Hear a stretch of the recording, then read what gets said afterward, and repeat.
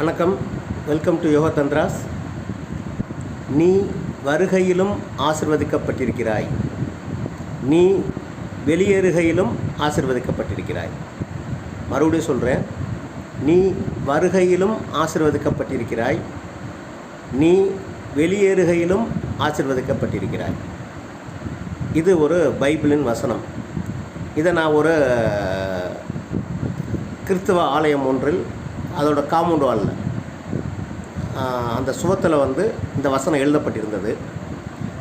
இதை படிச்சுட்டு நான் நண்பர் ஒருத்தருக்கு கேட்டிருந்தேன், நான் இதோட அர்த்தம் என்ன அப்படின்னு சொல்லி. அவர் என்ன சொன்னார் அப்படின்னு கேட்டிங்கன்னா, நீ இந்த திருச்சபைக்கு வரும்போதும் ஆசீர்வதிக்கப்பட்டிருக்கிறாய், பிரார்த்தனை முடிந்து வெளியேறுகையிலும் ஆசீர்வதிக்கப்பட்டிருக்கிறாய். இதுதான் அதுக்குரிய அர்த்தம் அப்படின்னு சொன்னார். இது லிட்டரலாக பார்த்தோம்னா வெளியேருந்து பார்க்கும்போது அப்படி தான் இருக்கும். அவர் நான் கேட்டதை புரிஞ்சுக்கிட்டு இதுக்கு வேறு அர்த்தம் இருக்குதா அப்படின்னு கேட்டிருந்தார்.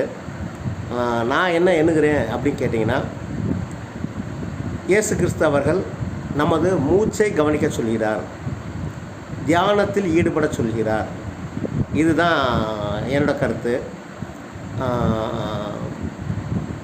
நாம் நமது மூச்சை கவனித்தமையானால் நமது மனதை சமநிலையில் வச்சுருக்க முடியும்.